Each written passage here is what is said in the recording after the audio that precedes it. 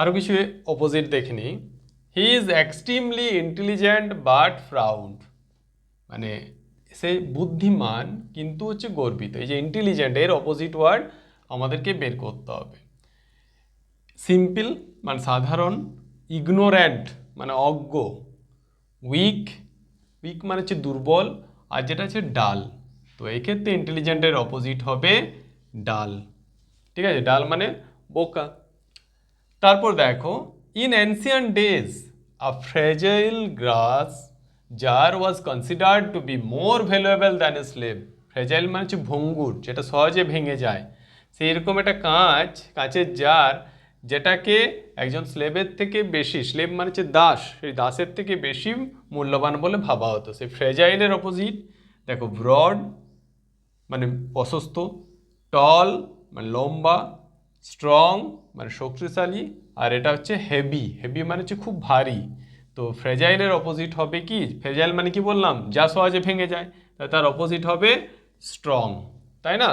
এটা হবে correct opposite. পরেরটা দেখো, last month tomatoes were quite cheap. Cheap মানে হচ্ছে সস্তা, মানে গত মাসে বিলাতি কিছু সস্তা ছিল। তো সস্তার অপোজিট দেখো ইনএক্সপেন্সিভ। এক্সপেন্সিভ মানে হচ্ছে খরচবহুল, যেটা খরচা করা যায় না এরকম কিছু বোঝাচ্ছে। কস্টলি মানে হচ্ছে দামি বা মূল্যবান। ইনসাফিসিয়েন্ট মানে অপর্যাপ্ত, পর্যাপ্ত ছিল না মার্কেটে। আর একটা লেস মানে হচ্ছে কম। তাহলে তোমরা অবশ্যই বুঝতে পারছো চিপ মানে কি বললাম, সস্তা, তাহলে তার অপোজিট কি হবে, কস্টলি। তাহলে এটা হবে কারেক্ট অপশন।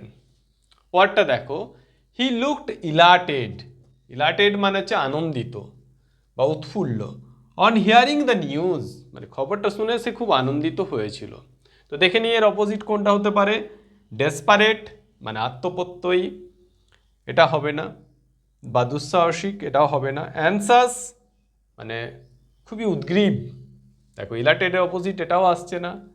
ডিপ্রেসড, ডিপ্রেসড মানে হচ্ছে হতাশাগ্রস্ত হওয়া। আর লাস্ট যেটা আছে গ্ল্যাড, এটা মানেও আনন্দিত হওয়া, এটা ইলাটেডের সিনোনিমস। তাহলে আমরা বুঝতে পারছি ইলাটেডের অপোজিট হবে ডিপ্রেসড মানে হতাশাগ্রস্ত হওয়া। ঠিক আছে।